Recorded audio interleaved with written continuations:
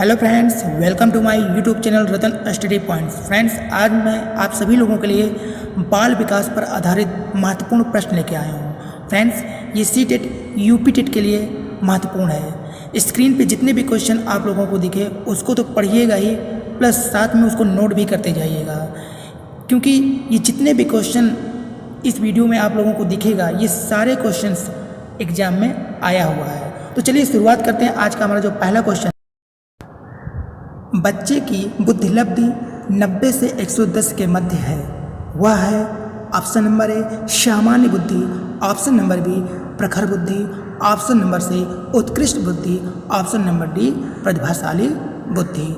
तो दोस्तों, जैसे कि हम जानते हैं कि बच्चे की जो बुद्धिलब्धि 90 से 110 के मध्य होता है उसे हम सामान्य बुद्धि कहते हैं, इसलिए हमारा option number A is the right answer, सामान्य बुद्धि होगा। क्लियर है? आइए नेक्स्ट क्वेश्चन पर चलते हैं। क्वेश्चन नंबर 2 है, बाल मनोविज्ञान के आधार पर कौन सा कथन सर्वोत्तम होता है?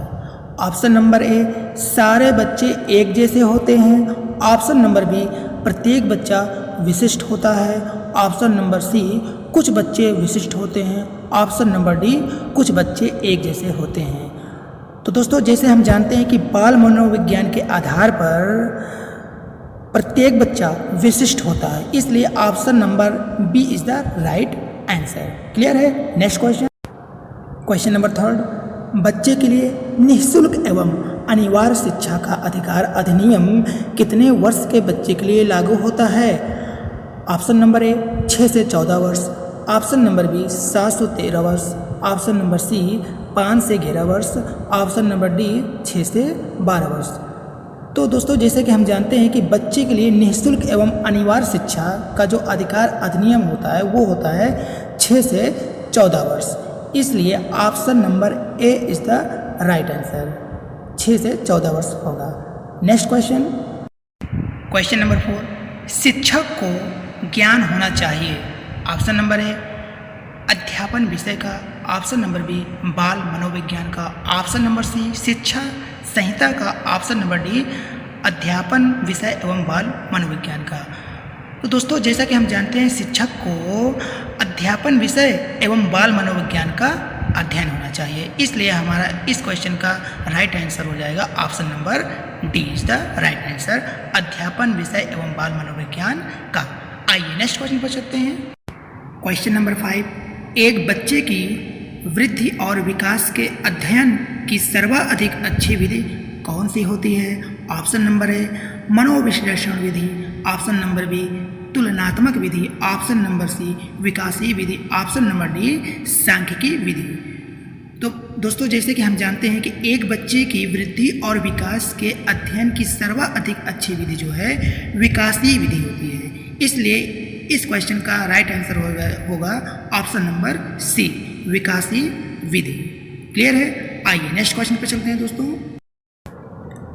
क्वेश्चन नंबर 6, समाजीकरण वह प्रक्रिया है जिसमें बच्चे और वयस्क सीखते हैं। ऑप्शन नंबर ए परिवार से, ऑप्शन नंबर बी विद्यालय से, ऑप्शन नंबर सी साथियों से, ऑप्शन नंबर डी इन सभी से।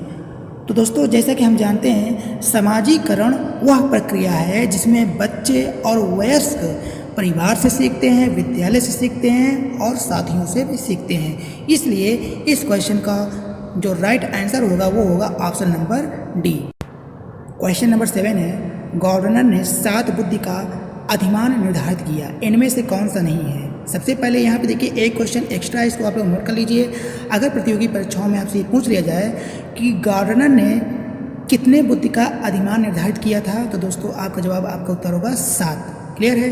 अब देखिए इनमें से कौन सा नहीं है? ऑप्शन नंबर ए स्थान संबंधी बुद्धि, ऑप्शन नंबर बी भावात्मक बुद्धि, ऑप्शन नंबर सी अंतर्वैयक्तिक बुद्धि, ऑप्शन नंबर डी भाषात्मक बुद्धि। तो यहाँ पे देखिए स्थान संबंधी बुद्धि, अंतर्वैयक्तिक बुद्धि और भाषात्मक बुद्धि ये सब गवर्नर के अंतर्गत आता है, लेकिन जो ऑप्शन नंबर बी है भावात्मक बुद्धि ये नहीं है, इसलिए इस क्वेश्चन का राइट आंसर होगा ऑप्शन नंबर बी। क्लियर है? नेक्स्ट क्वेश्चन, क्वेश्चन नंबर 8, सहयोगात्मक राजनीति की किस श्रेणी में महिलाएं निम्न से संबंधित नहीं होती हैं? ऑप्शन नंबर ए स्वीकार्यता, ऑप्शन नंबर बी प्रतिरोध, ऑप्शन नंबर सी क्रांति, ऑप्शन नंबर डी अनुकूलन। तो जैसे कि दोस्तों हम जानते हैं सहयोगात्मक राजनीति की प्रतिरोध श्रेणी में महिलाएं संबंधित नहीं होती हैं, इसलिए इस क्वेश्चन का जो राइट आंसर होगा ऑप्शन नंबर बी प्रतिरोध। क्लियर है। आइए नेक्स्ट क्वेश्चन पे चलते हैं दोस्तों। यहाँ देखिए नेक्स्ट क्वेश्चन है, क्वेश्चन नंबर 9 है, यदि एक बच्चे की मानसिक आयु 5 वर्ष तथा वास्तविक आयु 4 वर्ष है तो उस बच्चे की बुद्धिलब्धि क्या होगी। तो यहाँ देखिए ऑप्शन नंबर ए है 125, option number B 80, option number C 120, option number D 100। तो जैसे कि हम लोग जानते हैं कि बुद्धिलब्धि जो यानी कि बुद्धिलब्धि का सूत्र होता है वो होता है बुद्धिलब्धि बराबर होता है मानसिक आयु गुणे 100 बटे वास्तविक आयु। तो देखिए जब 5 गुणे 100 बटे 4, 4 से 100 को काटेंगे तो 25 और 25 को 5 से गुणा करेंगे तो 25 पंजे 125। कितना हो जाएगा दोस्तों 125। इसलिए इस क्वेश्चन का राइट आंसर हो जाएगा ऑप्शन नंबर ए 125। यदि एक बच्चे की मानसिक आयु 5 वर्ष है तथा वास्तविक आयु 4 वर्ष है तो उस बच्चे की जो बुद्धिलब्धि होगी वो होगी 125 वर्ष। क्लियर है। आइए नेक्स्ट क्वेश्चन पर चलते हैं दोस्तों। यहाँ देखिए नेक्स्ट क्वेश्चन है, क्वेश्चन नंबर 10 है, विद्यालयी क्षेत्र में रचनात्मक निर्धारकों को जानने के लिए इनमें से कौन सा उपागम नहीं है। ऑप्शन नंबर है वार्तालाप कौशल, ऑप्शन नंबर बी बहुविकल्पीय प्रश्न, ऑप्शन नंबर सी परियोजना कार्य, ऑप्शन नंबर डी मौखिक प्रश्न। तो दोस्तों जैसे कि हम जानते हैं कि विद्यालयी क्षेत्र में रचनात्मक निर्धारकों को जानने के लिए जो उपागम होता है वो होता है वार्तालाप, परियोजना कार्य, मौखिक प्रश्न, लेकिन बहुविकल्पीय प्रश्न नहीं होता है। इसलिए इस क्वेश्चन का जो राइट आंसर होगा वो होगा ऑप्शन नंबर बी, बहुविकल्पीय प्रश्न जो है उपागम नहीं होता है। आइए नेक्स्ट क्वेश्चन पे चलते हैं। क्वेश्चन नंबर 11 है, मनोविज्ञान शिक्षा का आधारभूत विज्ञान है, यह किसने कहा था। Option number A B N Jha, option number B Skinner, option number C Davis, option number D Woodworth. तो दोस्तों जैसे कि हम जानते हैं कि मनोविज्ञान शिक्षा का वह आधारभूत विज्ञान है, इसको जो है स्किनर ने कहा था। इसलिए इस क्वेश्चन का जो राइट आंसर होगा वो होगा ऑप्शन नंबर बी स्किनर। मनोविज्ञान शिक्षा का आधारभूत विज्ञान है, ये जो है स्किनर ने कहा था। आइए नेक्स्ट क्वेश्चन पर चलते हैं दोस्तों। यहाँ देखिए नेक्स्ट क्वेश्चन है, क्वेश्चन नंबर 12 है, आधुनिक मनोविज्ञान का अर्थ क्या है। ऑप्शन नंबर ए मन का अध्ययन, ऑप्शन नंबर बी आत्मा का अध्ययन, ऑप्शन नंबर सी शरीर का अध्ययन, ऑप्शन नंबर डी व्यवहार का अध्ययन। तो दोस्तों जैसे कि हम जानते हैं आधुनिक मनोविज्ञान का जो अर्थ है वो होता है व्यवहार का अध्ययन। इसलिए इस क्वेश्चन का जो राइट आंसर होगा option number D is the right answer. आधुनिक मनोविज्ञान का अर्थ व्यवहार का अध्ययन होता है। क्लियर है। आइए नेक्स्ट क्वेश्चन पर चलते हैं दोस्तों। क्वेश्चन नंबर 13 है, हिंदी अक्षरों को बालक किस आयु में पहचानने लगते हैं।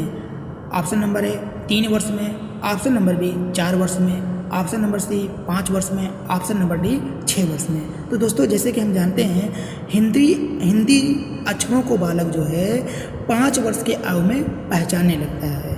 इसलिए इस क्वेश्चन का जो राइट आंसर होगा वो होगा option number C is the right answer. 5 वर्ष में हिंदी अक्षरों को बालक 5 वर्ष की आयु में अच्छी तरह से पहचानने लगता है। क्लियर है। आइए नेक्स्ट क्वेश्चन पे चलते हैं दोस्तों। क्वेश्चन नंबर 14 है, बुद्धिलब्धि मापन के जन्मदाता कौन हैं। Option number A Stern, option number B Binet, option number C Terman, option number D इनमें से कोई नहीं।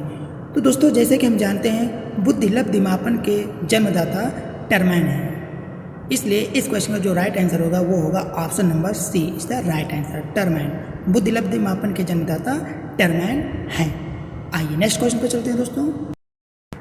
क्वेश्चन नंबर 15 है, नवजात शिशु का भार कितना होता है। Option number A 6 pound, option number B 7 pound, option number C 8 pound, option number D 9 pound. तो दोस्तों जैसे कि हम जानते हैं नवजात शिशु का जो भार होता है वो होता है 7 पाउंड। इसलिए इस क्वेश्चन का जो राइट आंसर होगा वो होगा option number B is the right answer. नवजात शिशु का भार जो है 7 पाउंड होता है। आइए नेक्स्ट क्वेश्चन पर चलते हैं दोस्तों। क्वेश्चन नंबर 16, गर्भ में बालक को विकसित होने में कितने दिन लगते हैं? ऑप्शन नंबर ए 150 दिन, option number B 280, option number C 390, option number D 460। तो दोस्तों जैसे कि हम जानते हैं कि गर्भ में बालक को विकसित होने में 270 से 80 दिन लगते हैं। तो यहाँ पे देखिए option number B is the right answer, 280 दिन। कैसे, एक बार और समझ लीजिए कि देखिए गर्भ में बालक 9 महीने रहता है, तो एक महीने में 30 दिन को 9 से मल्टीप्लाई करेंगे तो 270 दिन हो गए कि नहीं? तो 270 से 80 दिन इस तरह आप लोग याद कर लीजिए। तो गर्भ में बालक को विकसित होने में 280 दिन लगते हैं। इस क्वेश्चन का जो राइट आंसर होगा वो होगा ऑप्शन नंबर बी।